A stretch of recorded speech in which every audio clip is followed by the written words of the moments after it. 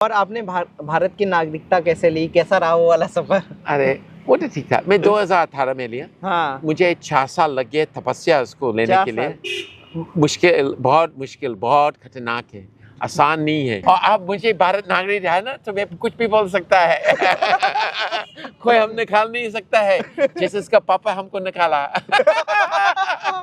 वो ground level पर लोग से मिलता है, किसान और छोटे छोटे गांव में 2 tier 3 tier सिटी में जाकर के मिलता है। कुवार है उनका साथ है, उनके चारों तरफ जो बाबू है सिक्योरिटी सब अंग्रेजी सूट टाई पहन रहा है। अरे बाबू, जब प्रधानमंत्री अच्छा कपड़ा पहन सकता है, देखिए। लेफ्ट और राइट विंग की बात करते हैं, होते दोनों बीच में ही है। लेकिन एक कहता है कि हम राइट हैं, दूसरा कहता है हम राइट हैं। तो क्या है इसकी फिलॉसफी? ये क्योंकि मैं असली 5 पीढ़ी गोरा अंग्रेज है। अच्छा। मेरा कोई रिश्तेदार यहाँ जन्म नहीं लिया। हो सकते पुराना अंग्रेज का अनुशासन में देश में एक नियम बनाना चाहिए कि निगम पार्षद सिर्फ महिला लोग, आदमी नहीं। क्योंकि ये जो जैसे होता है कि ये पूरा देश बिहारी चला रहा है। हर एक पद पर आपको बिहारी मिलेगा, सबसे छोटा वो बिहारी है। अच्छा। और मैं तो खुद बोलता है कि वो सब मेरा रिश्तेदार है। तो मेरे कंटेंट। नमस्कार, मैं सुमित, आप सभी का स्वागत है सर्च पवार में। हम तमाम इंटरव्यूज कर रहे हैं और आज हमारे साथ हैं चार्ल्स, जो ऑस्ट्रेलिया से हैं। स्वागत है आपका। नमस्ते जी। चार्ल्स, आप 50 सालों से भारत आ रहे हैं, हाँ आप जी। भारतीय हो चुके हैं। हाँ, तो कैसा एक्सपीरियंस है आपका? नहीं ठीक है, बढ़िया है, इसलिए तो बार बार आता रहता है। अच्छा, पहली बार कितने साल में आप भारत आए थे? मैं बचपन में आया और अपना 13 साल की उम्र में, और मैं अपना बचपन में 11 साल बीत गया था, और वो भी बिहार में। बिहार में? हाँ जी। पहली बार कैसे आना भारत हुआ? हवाई जहाज से। हवाई जहाज से? किसके साथ आए थे, माता पिता के साथ? नहीं, मैं अकेला आया था। अकेले आए थे? हाँ। तब आपने सोचा नहीं कि भारत में आएंगे, आपके साथ लैंग्वेज आप जानते नहीं है भारत की? वो सब मेरा इतना छोटा लड़का है, इतना सोच पे नहीं है। इतना हम जानता था कि माँ भी आया था, 8 हफ्ता रहा। अच्छा। कुछ योगा सीखा और फिर चले गए। तो मैं भी सोचा हम भी 8 हफ्ते के लिए आएंगे। अच्छा। कुछ योगा सीखेंगे और फिर चले जाएंगे। अच्छा, तो वो जर्नी जो आपकी 7-8 दिन की थी, वो कैसे 11 साल में बदल गई? नहीं, पहले हम 8 हफ्ते सोचा। अच्छा। और 8 हफ्ते के बाद पापा आया। तो पापा को मैंने बोला मैं शायद 1 साल रहना चाहता है। और पापा तो लंबा कहानी है, लेकिन उनको समझ में आया कि मेरा पढ़ाई काफी अच्छा था, तो 1 साल हम रह सकता है। लेकिन वो 1 साल हम 11 साल बना दिया। हाँ, जब हम इंडियन एजुकेशन की बात करते हैं, तो बच्चे को जब तक 12th नहीं हो जाता, कॉलेज नहीं हो जाता, बाहर जाने नहीं देते, बोले पहले पढ़ाई करो फिर घूमो। तो आपकी फैमिली में ऐसा नहीं था? तो बात ये है ना, एक तो मैंने कुछ एक्सपेक्टेशन से टॉप किया। मतलब आने से पहले हमको टिकट मिलने के लिए अपना नियम बना दिया, जो पापा को बड़ा अजीब लगा, और लगा मैं कभी ये नियम को तोड़ नहीं सकता है। और मैंने ये नियम बनाया कि मुझे फर्स्ट या सेकंड आना पड़ेगा पूरे स्कूल में। और पापा हमको पब्लिक स्कूल से प्राइवेट स्कूल में डाल दिया, और उसमें हम सेकंड आया। मतलब सिडनी का सबसे बेस्ट प्राइवेट स्कूल है उस समय। तो हम सेकंड आया, तो उसमें तो कोई टेंशन वाला बात है नहीं। अच्छा। दूसरा बात है, हम जिस संस्था में गया, ठीक है, वहाँ फॉर्मल एजुकेशन नहीं था, लेकिन गुरुकुल था। तो बहुत कुछ तो सीखा है जीवन के बारे में। और ये तो जरूरी चीज है कि आप जीवन के बारे में जानता है। बाकी सब चीज तो आप कभी भी सीख सकता है ना। अच्छा, तब आप बहुत यंग रहे होंगे, आपको भाषा नहीं आता था, तो कैसे बिहारी को डील किया आपने? नहीं, तो बड़ा संस्था था। और हिंदुस्तानी तो सब अंग्रेजी बोलना चाहता है। कितना भी इसको कम अंग्रेजी आता है, अंग्रेज देख करके अंग्रेजी बोलता है। और संस्था में पूरा विश्व का लोग आता था।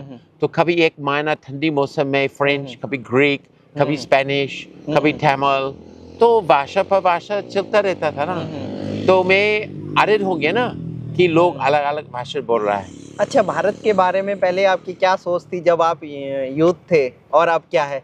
नहीं, जो आने से पहले मैं बहुत पुस्तक पढ़ता था। अच्छा। और मैं डॉक्यूमेंट्रीज भी देखता था, और सत्यजीत रे का फिल्म्स भी देखता था। और वो भी 10-11 साल की उम्र में। तो कुछ आइडिया था, वो तो अलग था। अच्छा। हाँ। लेकिन मैंने कुछ अच्छा पुस्तक पढ़ा था, और बायोग्राफी ऑफ योगी, कुछ अच्छा पुस्तक, तो लगा अच्छा है। और जब आया और योग आश्रम में आया, तो वहाँ एक गुरुजी था ना। और वो भी कमाल का आदमी था। अच्छा। मुझे याद है, ये मैं 6, 7, 8 हफ्ते के बाद मेरा बहुत प्रश्न रहता था।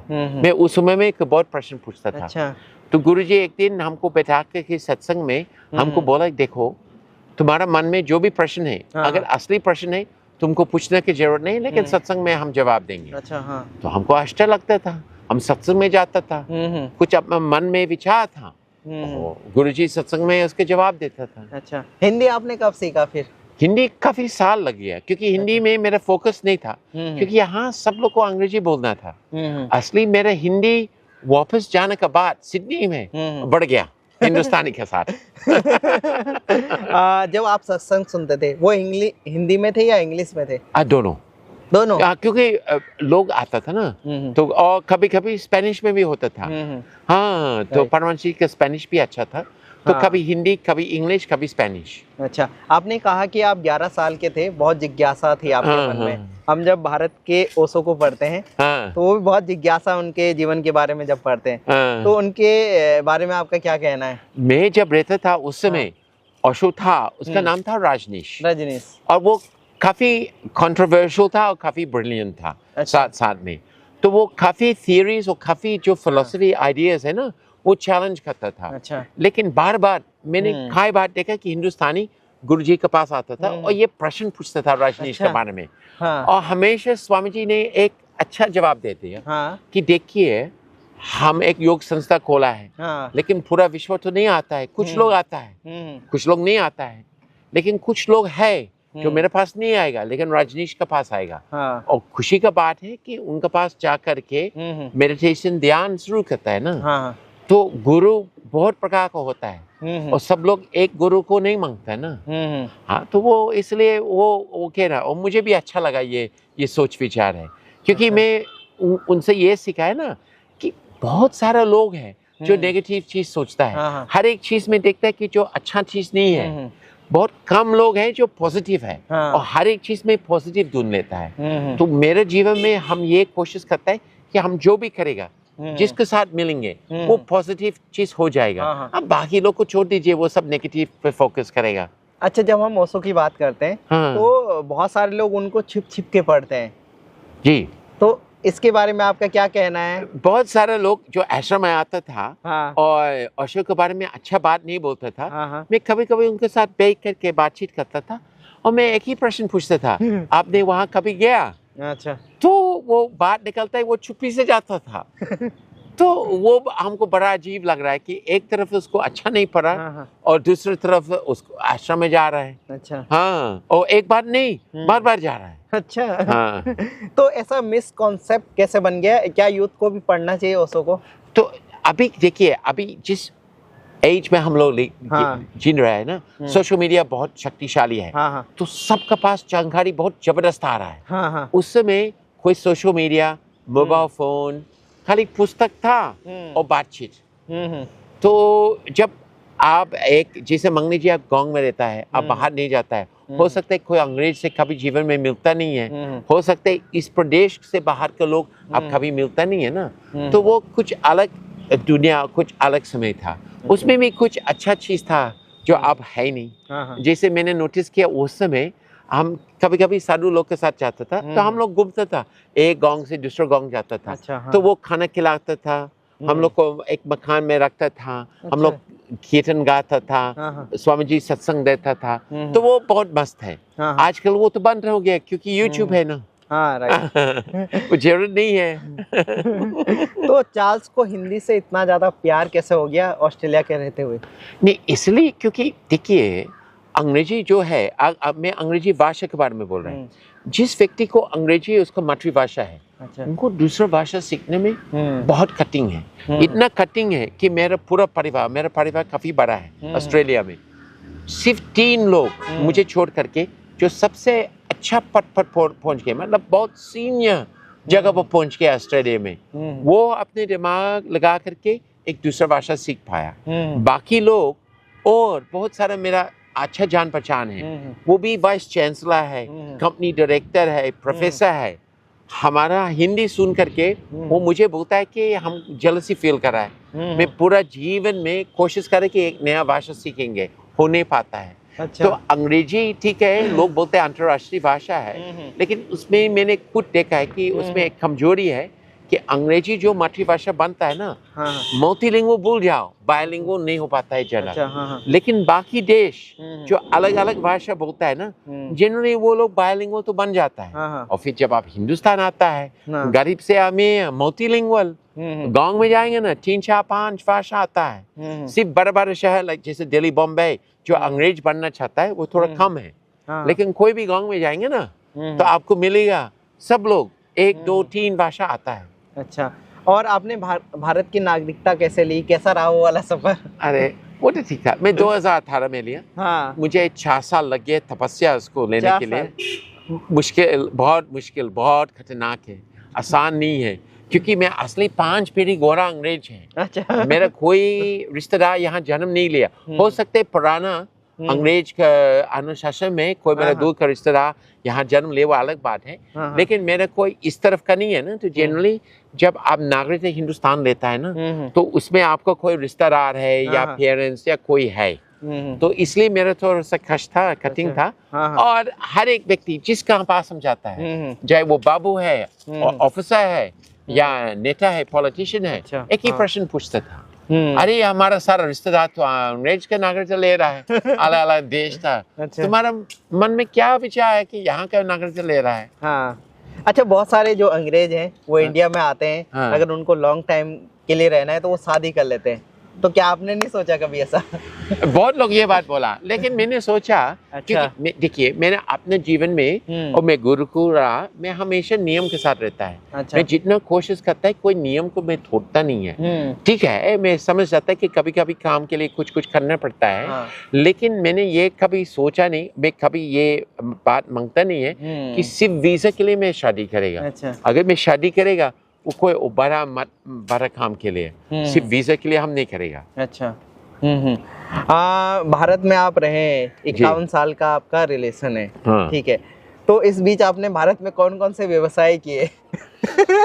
देखिए मेरे हिंदी तो ठीक है, हाँ। लेकिन कभी कभी अचानक में कोई शब्द निकलता है जो मैं जानता नहीं है, क्योंकि मैं इतना पढ़ा लिखा नहीं है। हाँ। व्यवसाय का अंग्रेजी में क्या बोलेगा है? जो शब्द इस्तेमाल किया, बिजनेस। हाँ। यहाँ पर कौन सा बिजनेस किया है? हाँ। ओह नहीं तो मैं शुरू में तो गुरु लोग तो फिर योगा, आसन, प्राणायाम, ध्यान। अच्छा। तो पैसा वाला नहीं है। हाँ। लेकिन हाँ जो भक्त लोग था, बनिया, मावारी, सिंधी लोग, तो उनसे कुछ प्रिंसिपल सिखाया ना बिजनेस के बारे में, तो वो लेकर के विदेशों में पालन किया। और मुझे बहुत लाभ प्राप्त किया है। हाँ, लेकिन बाद में मैं जब वापस आया था, ये 2010-11 के बारे में, हम कुछ बिहारी लोग के साथ, हम लोग जैसे आजकल पेटीएम है ना, और गूगल पे, जो सबसे पहले वाला था उसका नाम था इको इंडिया। अच्छा। उन लोग के साथ 3-4 साल उनके साथ काम किया था। अच्छा। तो मजा आया, बहुत अच्छा था। लेकिन उस समय कोई समझता नहीं था, और मोबाइल फोन इतना फैला नहीं था, किसी के पास मोबाइल फोन था। अच्छा, हमने देखा है कि राजनीति के साथ भी आपका बहुत अच्छा रिलेशन है, और बहुत बार हमने आपको कवरेज करते हुए भी देखा है, वो एक्सपीरियंस कैसा रहा है आपका? एक्चुअली मैं नेता को जानता नहीं है, लेकिन उसके जो सोशल मीडिया टीम है, लोग नहीं जानता कि ये पूरा देश बिहारी चला रहा है। हर एक पद पर आपको बिहारी मिलेगा, सबसे छोटा जो नौकरी और जो किसान का काम कर रहा है, ऊपर सरकारी जो बड़ा बाबू का काम कर रहा है ना, तो बहुत सारे जो सोशल मीडिया टीम है ना, कोई भी मंत्री जी है, कोई भी नेता, कोई भी पार्टी का, वो बिहारी है। हाँ। अच्छा। और मैं तो खुद बोलता है कि वो सब मेरा रिश्तेदार है, तो मेरे कंटेंट देख करके डालता है। अच्छा। हमने देखा इलेक्शन में आपने कवरेज किया था। हाँ, मैं कई बार किया। मैं सिर्फ एक प्रदेश का नहीं, मैं एक बार छत्तीसगढ़, एक बार राजस्थान, एक बार मध्य प्रदेश। अच्छा। और एमसीडी चुनाव कवर किया दिल्ली का, ऑटो में। ऑटो वाला बाबू बन गया था उस समय। तो मजा आया, और ये मेरा कॉन्सेप्ट था। अच्छा। ये मेरा विचार था कि हम एमसीडी के चुनाव के बारे में कवर करेंगे। अच्छा। और कुछ लोग था जी में, जो बहुत तेज है, वो सोचा कि चलो उसके साथ ऑटो जोड़ देंगे। तो मजा आया, ऑटो वाला बाबू बन गया था। अच्छा। और मजा आया, और मुझे इस शो से मालूम है कि हर एक निगम पार्षद जो हिंदी बोलता है या उसका मातृभाषा हिंदी है, सब ये शो देखा है। क्योंकि मैं कहाँ भी जाते हिंदुस्तान में, कोई आके बोलते आपके साथ तस्वीर लेंगे, बोलते क्यों? मैं निगम पार्षद हूँ। अच्छा क्या बात है। तो आपने क्या देखा ग्राउंड पे, किस पार्टी को क्यों पसंद किया जाता है, किसी भी पार्टी को? नहीं नहीं, देखिए वो पार्टी पर नहीं है। हाँ। असली जिस मैं खुद मांगता है कि पार्टी छोड़ दीजिए, हाँ। व्यक्ति पर। कोई कोई व्यक्ति अच्छा काम करता है, कोई कोई व्यक्ति अच्छा काम नहीं करता है। कोई कोई पार्टी फैसिलिटेट करता है कि लोग को अच्छा काम करेगा हाँ, ना। राइट। लेकिन एक बात है ना, हाँ। जिस MCD चुनाव हम कवर किया था ना, उसमें नया नियम लगाया। अच्छा। महिला लोग को 50% का नियम बनाया कि अच्छा। उसको टिकट मिलेगा। अच्छा। तो उसमें हम कभी कभी महिला मिला, वो सारी ऐसी पहना ना, वो रो रहा है। और मैं बोला क्या, क्यों रो रहा है? मुझे नहीं बनना है निगम पार्षद, पार्टी बनना है, लेकिन उसको टिकट नहीं मिला। लेकिन हाँ। हम खुद कहता है, अभी भी कहता है हाँ। कि देश में एक नियम बनाना चाहिए कि निगम पार्षद हाँ। सिर्फ महिला लोग, आदमी नहीं। क्योंकि ये जो जैसे दिल्ली का जो गंदगी है ना, रोड डस्ट है, पोल्यूशन है ना, महिला लोग इसको बहुत जल्दी ठीक ठाक करेगा। अच्छा। जैसे घर में कौन संभालता है, हाँ। सफाई सब कुछ बढ़िया कौन रखता है ना, MLA और मेंबर ऑफ पार्लियामेंट, कोई भी फोटो भी लगाइए, कोई बात नहीं। लेकिन मैं खुद मांगता है कि अगर देश को जल्दी से साफ करेंगे और हवा पृथ्वी सबको बढ़िया बनाएंगे ना, तो नीचे में जो छोटे छोटे काम है, एक एक डिस्ट्रिक्ट में, जिला में, वो महिला लोग को इन्वॉल्व कीजिए। क्योंकि उसका दिल उसमें लगा ना। मैं जितना जो जेंट्स मिला है, जो टिकट मिला है निगम पार्षद बनने के लिए, कोई भी पार्टी, सबको मंत्री बनना है, उसको साफ सफाई से मतलब नहीं है। अच्छा। अब मुझे बहुत डांट पड़ने वाला है। लेकिन बात तो सही है ना। हाँ हाँ। हाँ? अच्छा, भारत में कौन सा शहर सबसे अच्छा आपको लगा? कौन सा शहर? हाँ, कौन सा? हर एक प्रदेश और हर एक जगह मुझे थोड़ा थोड़ा अलग लगा। अच्छा, मैं अपना बचपन बिहार में बीत गया। हाँ। तो इसलिए बिहार के साथ बहुत नज़दीक है।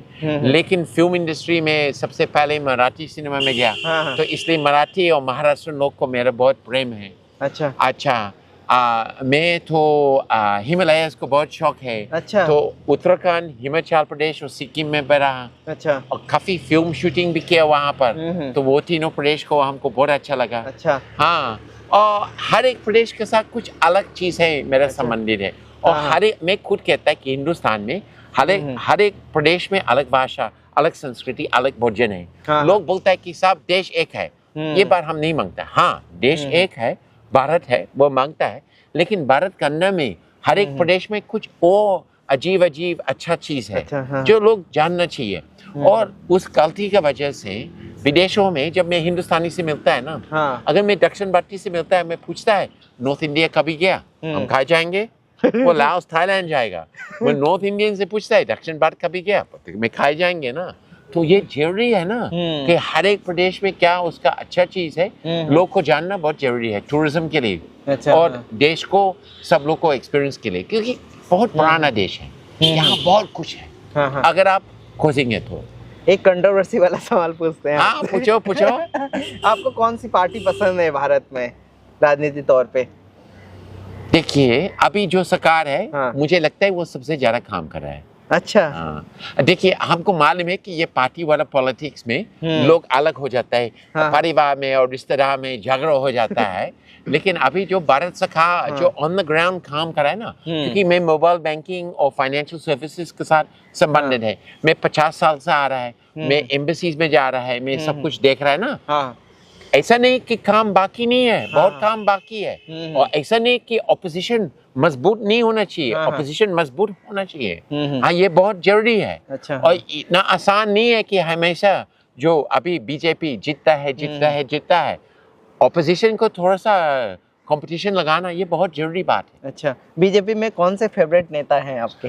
वो हम नहीं बोलेंगे, लेकिन देखिए, मैं खुद मांगता है कि प्रधानमंत्री अच्छा काम कराए। एक चीज मुझे नरेंद्र मोदी के बारे में बहुत अच्छा लगता है। हाँ। वो कोई भी प्रदेश जाएगा ना, वहाँ का जो संस्कृति का जो कपड़ा पहनना, टोपी, पगड़ी जो भी है, वो लगाएगा। हाँ। लेकिन एक दुख की बात है उनका साथ है, उनके चारों तरफ जो बाबू है, सिक्योरिटी, सब अंग्रेजी सूट टाई पहन रहा है। अरे बाबू, जब प्रधानमंत्री अच्छा कपड़ा पहन सकता है, देखिए कितना सुंदर है कुर्ता ना, ये कितना सुंदर है ना। तो अगल बगल वाला लोग भी कुछ अच्छा हिंदुस्तानी कपड़ा पहनो, अंग्रेज मत बनाओ। तो ये प्रधानमंत्री जी के लिए भी और देश के लिए बहुत अच्छा मैसेज था। हाँ, और चलिए, क्योंकि मैंने उसको तारीफ किया, अब उसको एक तकलीफ देता है। मैं आर्य समाज के सम्मेलन में गया था, यहाँ दिल्ली में, 3 दिन का, और हम देखा है कि जो विदेश से हिंदुस्तानी जो विदेश में जन्म लिया और आर्य समाज का है, उनको निमंत्रण किया था, वो बड़ा उनका सुविधा बड़ा अच्छा बनाया, और सबको, मुझे भी पगड़ी पहनाया, और हम लोग कुर्ता पजामा सब पहनाया। हम लोग को प्रधानमंत्री का भाषण होने वाला था, हम लोग को सब सेकंड रो में बैठाया, और जिसको सूट टाई उसको फर्स्ट रो में बैठाया। बाबू, ये हम नहीं मांगता है, हाँ, जिसको सूट टाई उसको सबसे पीछे बैठाओ। अगर हिंदुस्तान को कपड़ा पहनना है ना, उसको सबसे आगे बैठ जाती है। ये हिंदुस्तान की चीज है, क्योंकि वो खाली देखने की चीज नहीं है ना, ये मार्केटिंग की चीज है। अगर हिंदुस्तानी कपड़ा पहनेंगे ना, और ज्यादा पहनेंगे ना, तो यहाँ लोकल इंडस्ट्रीज बढ़ेगा ना, लोग को नौकरी मिलेगा, और अच्छा चीज है ना। हाँ, नहीं, बहुत अच्छा है। जब हम कांग्रेस पार्टी की बात करते हैं, विपक्ष की बात आपने कही, तो क्या अच्छा लगता है कांग्रेस पार्टी में आपको? नहीं, देखिए, कांग्रेस पार्टी में काफी अच्छा लोग हैं, लेकिन अभी जो परिवार है, अब उन लोग को रिटायरमेंट लेना है। अब चले जाओ, घूमो पूरा। वो देखिए, राहुल गांधी जी चुनाव से पहले, चुनाव के बाद हम तो मीडिया कवरेज सुनता है कि वो चले जाते हैं विदेशों में। आप लंबा यात्रा के लिए जाइए विदेशों में, और दूसरे लोग को कांग्रेस में अपना हाथ दो। और आप मुझे भारत नागरिक है ना, तो मैं कुछ भी बोल सकता है। कोई हम निकाल नहीं सकता है, जैसे उसका पापा हमको निकाला। लेकिन उसका पापा भी अच्छा काम किया, ऐसी बात नहीं है। हाँ, नहीं, राजीव गांधी, एक काम मैंने नोटिस किया, वो कंप्यूटर्स लाया था, और मैंने रेलवेज में देखा था, तो राजीव गांधी भी काफी अच्छा काम भी किया था। लेकिन हाँ, कुछ काम हम कुछ जो किया, जैसा हमको निकाला, और सनातन धर्म वाला और आयुर्वेद और योगी वाला को सब निकाल दिया देश से, घोड़ा लोग, वो बात हम अच्छा नहीं मांगा, लेकिन ठीक है किया, तो उससे भी हम इसको एक धन्यवाद, क्योंकि उनका वजह से मेरा मन में एक संकल्प विचार आया कि एक दिन हम हिंदुस्तान वापस आकर के नागरिकता प्राप्त करेंगे, और फिर जब भी मन है मैं आ सकता है, जब भी मन है मैं जा सकता है, अब कोई हमको रोक नहीं सकता है। क्या किस्सा था उस समय, क्यों बैन कर दिया था ऐसा? नहीं, देखिए, पहले क्या होता था, अगर मैं फैक्चुअली बतलाता है, उस समय उनका जो माँ था इंदिरा गांधी, मैं देखिए, वो भी कुछ गलत काम, वो भी कुछ अच्छा काम किया, लेकिन वो भारत भक्त था, और भारत संस्कृति का बहुत प्रेम था। तो वो भी, बहुत लोग उसको बोलते हैं कि देखिए, बाहर से लोग आ रहा है कन्वर्जन के लिए, तो वो उसको सब मना किया ना, तो इसलिए क्रिश्चियन चर्च अच्छा नहीं लगा ना। लेकिन राजीव गांधी, उसको दिल तो लग गया सोनिया जी के साथ, इटली में, कैथोलिसिज्म में। तो जब वापस आए, उन लोग के साथ बैठ करके, मेरे समझ में, और वो एक्सक्यूज दिया ना कि यहाँ पर आप इमरजेंसी के बाद, इंदिरा गांधी उनका हत्या के बाद, मृत्यु के बाद, ये टेंशन है, तो इसलिए सारे विदेशी को बोलो विदेश चले जाओ, और आना है तो फिर अप्लाई करो और वापस आ जाओ। अच्छा, ये कहानी थी। हाँ, ये इसका कहानी था। अच्छा, राहुल गांधी जी के बारे में क्या कहेंगे, जो उनकी भारत जोड़ो यात्रा है या अन्य मूवमेंट अभी वो कर रहे हैं? देखिए, इसमें 2 बात है। हाँ, ये फैक्ट है कि ऐसा चीज करने में बहुत अच्छा है, क्योंकि वो ग्राउंड लेवल पर लोग से मिलता है, किसान और छोटे गांव में 2 tier 3 tier सिटी में जाकर के मिलता है। लेकिन प्रश्न होता है, और ये तो आप पूरा न्यूज चैनल्स में सुनेंगे ना, कि यात्रा के बाद, उसके बाद क्या फॉलो अप होता है, कुछ नहीं।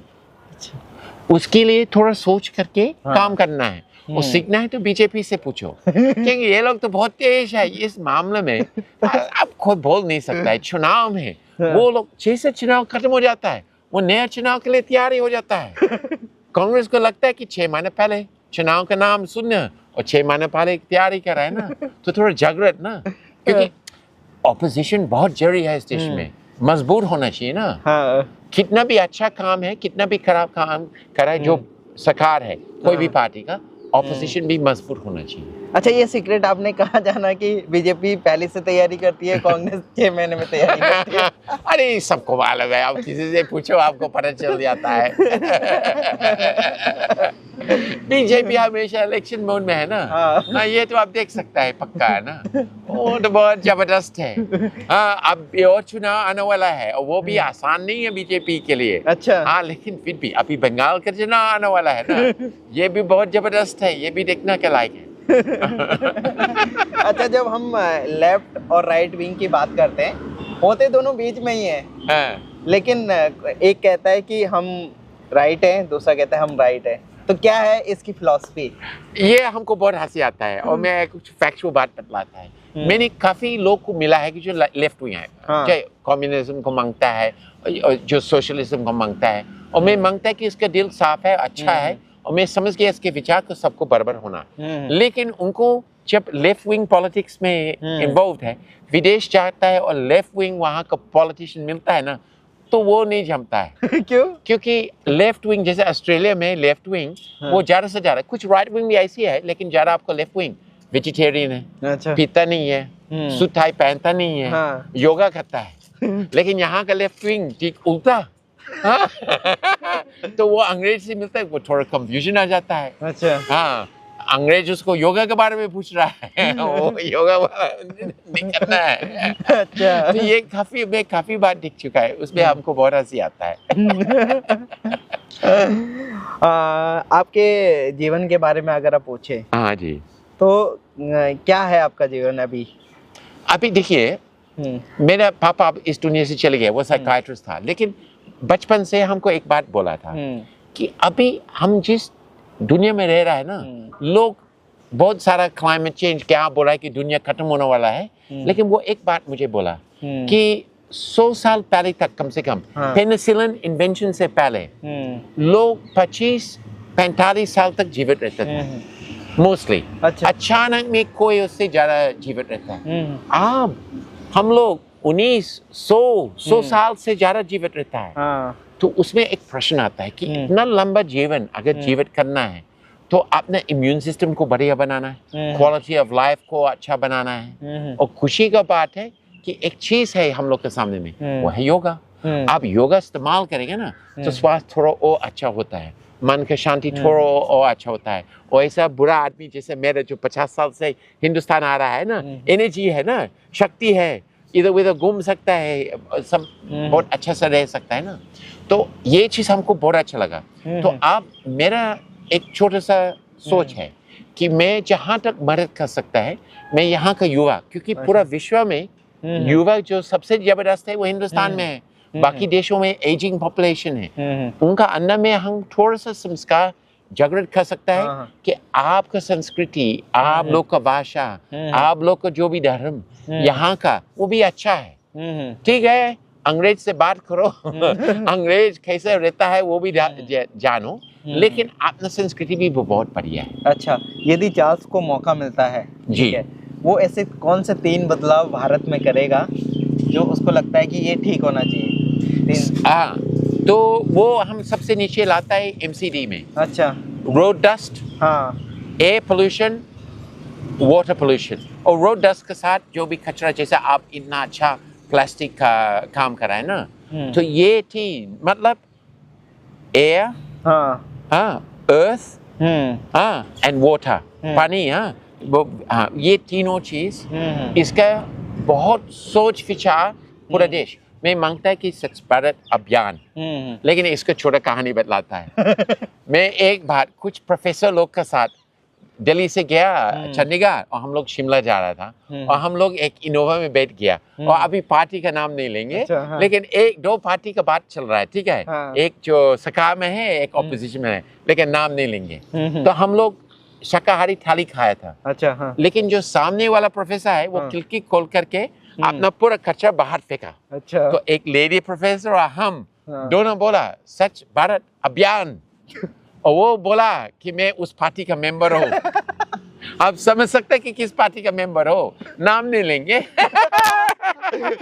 तो वो सोच को बदलना है, और मैं नहीं मांगता कि सब उस पार्टी में ऐसा सोच है, लेकिन उस व्यक्ति में ये स्वच्छ भारत अभियान को पसंद नहीं है। जैसे लोग देखिए ये फैक्ट है, मैं एक फैक्चुअल बात बतलाता है। ये कांग्रेस के समय में, मनमोहन सिंह जी के समय में एक बात, अभी उनका नाम अब याद नहीं है, लेकिन जो फॉरेन मिनिस्टर ऑफ इंडिया था कांग्रेस के समय में, वो बोध गया था। और बोध गया में 2 वहाँ का फॉरेन मिनिस्टर आया, एक थाईलैंड और एक बर्मा, शायद थाईलैंड और बर्मा का, और दोनों हाथ जोड़ करके उसको बोला कि कृपया करके यहाँ टॉयलेट का व्यवस्था कीजिए ना।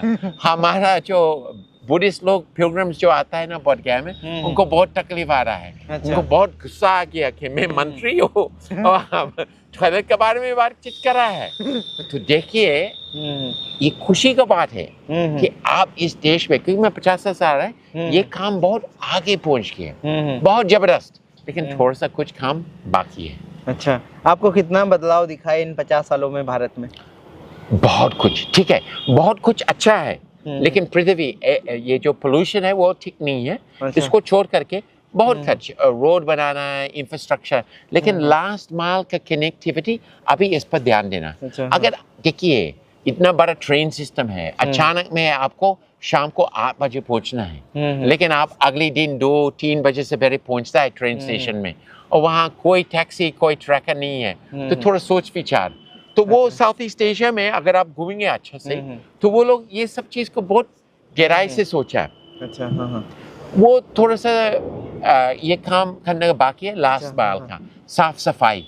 जैसे अभी हम लोग यहाँ बैठ के कैमरा में दिखाएंगे नहीं आप लोग को, लेकिन ये बहुत काम करता है। प्लास्टिक सब जगह में दिखता है कि प्लास्टिक गिराया ना, तो ये सोच को बदलना है। अच्छा, ये बहुत जरूरी है, क्योंकि देश बहुत अच्छा है, बहुत पवित्र देश है, लेकिन जो लोग रह रहा है ना, उनको बहुत कुछ सीखना है। अच्छा, इस मामले में आपने स्वच्छता के ऊपर बात करी है। हाँ जी, ठीक है, तो कैसा एक्सपीरियंस रहा है आपका जब आपने कचरा बिना? हम उनका साथ गए गांव में, बहुत सुंदर गांव है ना यहाँ हरिद्वार के पास में, बहुत सुंदर है, लेकिन वहाँ भी आदत था ना कि प्लास्टिक को जलाता था, तो वो पृथ्वी में वो गंदगी जाता है ना, तो उन लोग का एक पूरा टीम बनाया ना कचरा को कलेक्ट करने के लिए, और वो सब युवा है और सब यूनिवर्सिटी ग्रेजुएट है। और सोचो यूनिवर्सिटी ग्रेजुएट है, अपने समय निकाल करके ऐसा काम करने के लिए कर रहा था। और सिर्फ हिंदू नहीं था, हिंदू मुसलमान साथ साथ में काम कर रहा था। वो भी में वो खुशी था कि दोनों साथ में कर रहा है, उसमें कोई धर्म का मतलब नहीं है, बस देश को साफ सुथरा रखना है और ये काम को बंद करना है कि फेंकना कागज प्लास्टिक जमीन में फेंकना और उसको जलाना नहीं। हाँ, गवर्नमेंट को क्या मैसेज देंगे कि किस तरीके से काम होना चाहिए या क्या? देखिए गवर्नमेंट को ये मालूम है, लेकिन मैंने आपको बहुत गहराई से समझाया ना कि आप धीरे धीरे डिस्पोजेबल आइटम, बायोडिग्रेडेबल आइटम्स, आप भारत सरकार और युवा साथ में आना, और जो चीज रैपिंग्स है ना वो बायोडिग्रेडेबल होना चाहिए, क्योंकि हाँ ये मुश्किल है कि सबको बोलना है कि फेंकना नहीं, लेकिन अगर कोई चीज फेंक लिया और 6 महीने में 1 साल में वो बायोडिग्रेडेबल है, तो वो बहुत मदद करेगा। और उसके बाद चलान, अच्छा चलान काटो, चलान का शक्ति इस्तेमाल करो। अच्छा, आपकी फेवरेट मूवी कौन कौन सी है जो भारतीय फिल्म में?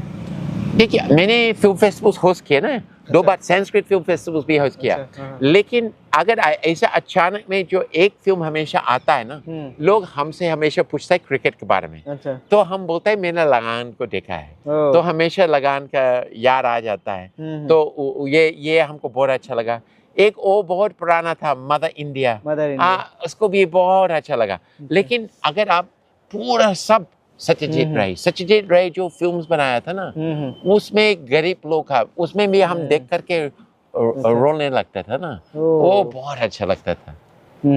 कोई डायलॉग या कुछ या आपको याद है किसी मूवी का, या कुछ भी किस्सा या कुछ? ना नहीं, मेरा जूता है जापानी, मेरा दिल है हिंदुस्तानी।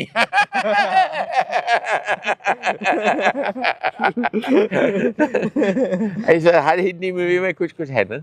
हाँ जी, यस। तो धन्यवाद आपका हमारे साथ बातचीत करने के लिए। धन्यवाद आपसे भी। धन्यवाद। तो आपको ये वीडियो कैसा लगा, चार्ल्स कैसे लगे, हमारी जो कमेंट बॉक्स है उसमें लिखिए और शेयर कीजिए। धन्यवाद।